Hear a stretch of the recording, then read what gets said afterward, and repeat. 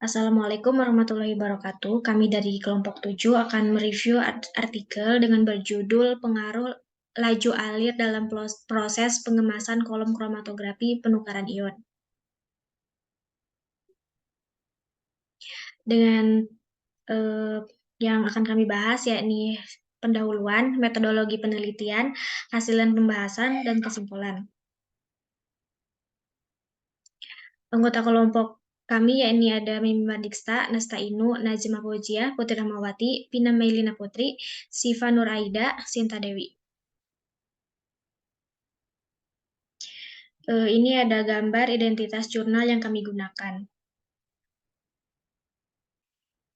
Eh, Selanjutnya akan disampaikan oleh rekan saya.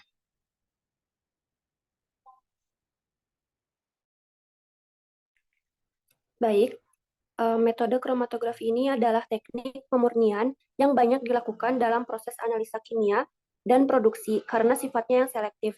Kromatografi penukaran ion atau ion exchange kromatografi sering digunakan dalam proses pemurnian yang hanya diterapkan pada senyawa ionik. Metode ini banyak digunakan dalam memisahkan molekul protein, terutama pada enzim. Perbedaan selektif antara fase diam, resin, dengan senyawa target, serta senyawa yang tidak kita inginkan atau untarget, maka masing-masing komponen akan bergerak sepanjang kolom atau fase diam dengan laju alir yang tergantung pada penyerapan karakteristik dalam kolom.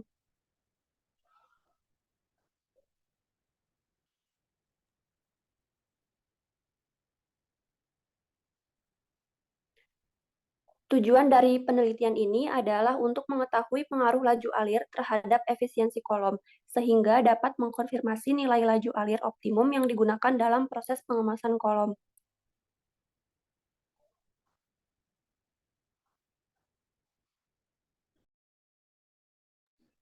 Selanjutnya ada alat dan bahan. Untuk alatnya ada Acta Pil System, kolom SAC 100 per 50 mm, 196,25 mg company.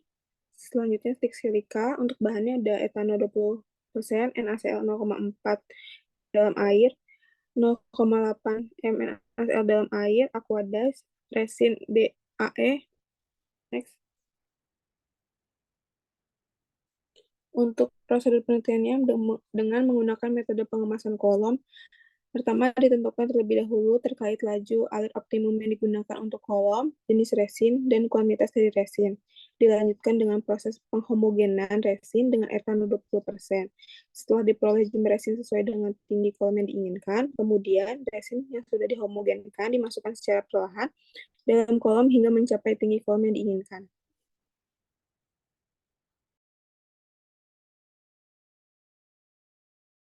Selanjutnya, prosedur mengenai pemilihan sampel, pertama dipilih bahan pelarut yang tepat untuk proses kromatografi, bisa dipilih NaCl atau aseton. Selanjutnya, dipantau hasil alusi dengan mengukur nilai konduktivitas yang menghasilkan kromatogram dan juga digunakan untuk menghitung nilai HETP. Didapatkan hasil pemilihan sampel. Selanjutnya, prosedur evaluasi kolom ditentukan berdasarkan proses pengemasan. Proses pengemasan kolom yang tidak baik menimbulkan aliran yang tidak merata saat proses kromatografi dan memberikan hasil yang dapat mengurangi zona resolusi. Dihindari metode yang menggunakan senyawa berwarna karena tidak memenuhi kriteria dan tidak dapat digunakan dengan media pertukaran ion dan kromatografi afinitas. Didapatkan nilai dengan dilihat nilai HETP dan faktor AS asimetri puncak dengan nilai 1,8 sampai 2.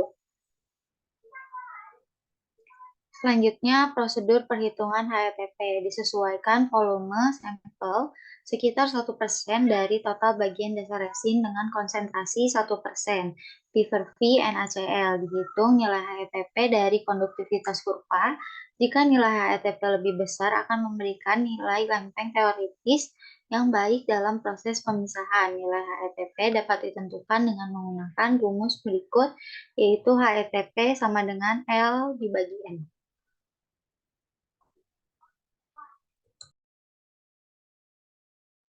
Baik, selanjutnya masuk ke prosedur penelitian skema kerja. Nah, yang pertama ini resin separose dihomogenisasi dalam aqueous pada suhu kamar, lalu didapatkan endapan. Setelah didapatkan endapan, dimasukkan ke dalam kolom, dikemas dengan variasi laju alir.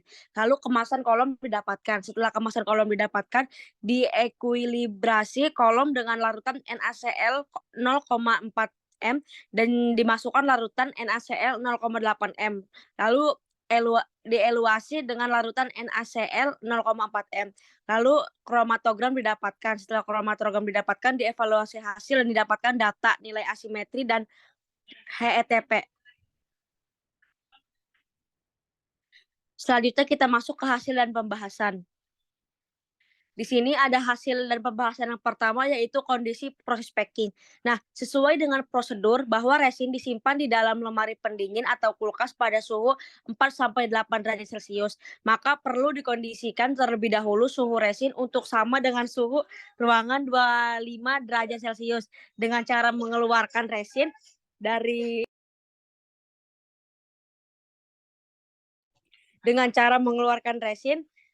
kulkas, lalu dimasukkan ke dalam gelas ukur yang sesuai, didiamkan selama 1 malam, sekaligus berfungsi untuk mengetahui volume atau jumlah resin. Nah, dijaga kelembapan dan suhu ruangan tidak berubah secara drastis selama proses pengendapan dalam adaptasi suhu. Kemudian dihitung presentase pengendapan resin yang digunakan untuk menentukan jumlah resin pada pengemasan kolom yang diinginkan menggunakan kolom yang ada. Dalam penelitian ini, kolom yang digunakan mempunyai diameter 50 mm.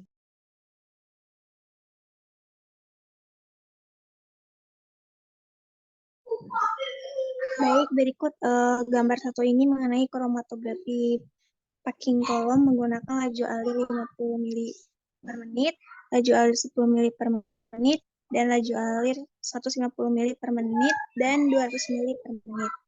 Nah, untuk compress faktor untuk resin DEAS separase plus flow adalah 1,15. Nah, ini tuh berasal dari metode instruksi GE Company.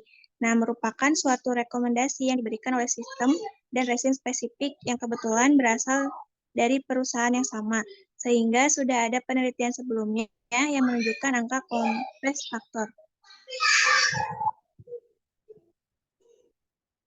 Nah, untuk hasil pembahasan evaluasi kolom dengan asimetri kromatografi menunjukkan laju alir 150 itu yang memenuhi syarat. Hal ini penggunaan kolom SAC 100 per 500 mm dengan tinggi resin pada kolom terkemas kurang dari 15 cm, sedangkan hasil packing kolom dengan nilai laju alir 150 mili per menit ini didapatkan hasil asimetri dengan nilai 1,8. Menunjukkan lebih baik menggunakan laju alir 150 mili per menit dibandingkan laju alir yang 50, 100, dan 200.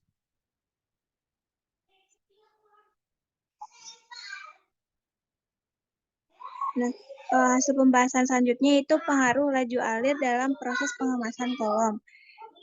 Gambar 2 ini menunjukkan grafik pilot laju alir mili per menit dengan nilai HETP.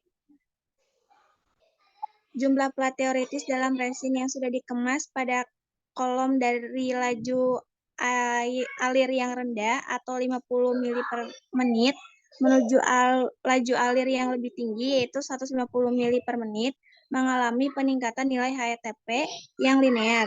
Hasil ini terlihat bahwa kenaikan laju alir dalam proses pengemasan kolom memberikan pengaruh yaitu angka lempeng teoritis hasil pengemasan kolom mengalami penurunan jika diberikan laju alir lebih dari 150.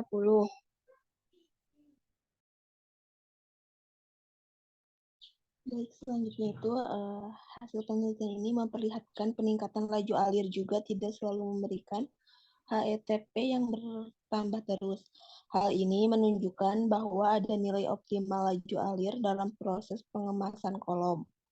Pada saat proses pengemasan kolom menggunakan laju alir di bawah atau di atas yang direkomendasikan distributor untuk setiap masing-masing jenis resin dapat memberikan hasil yang kurang baik atau kurang optimal.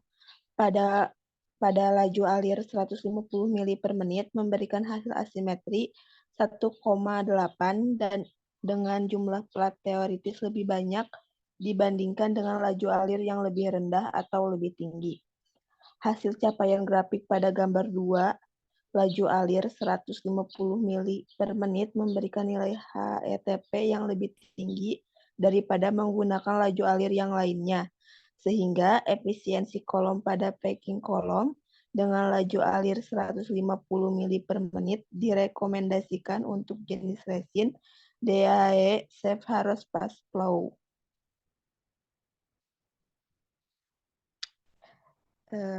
Kesimpulannya, proses packing kolom kromatografi biasanya dikembangkan dengan rentang konstan laju alir tertentu. Hasil penelitian ini menunjukkan laju alir optimum 150 mili per menit, laju alir yang optimum untuk jenis DAE Sepharos Fast Flow dengan bed height 10,5 Celcius.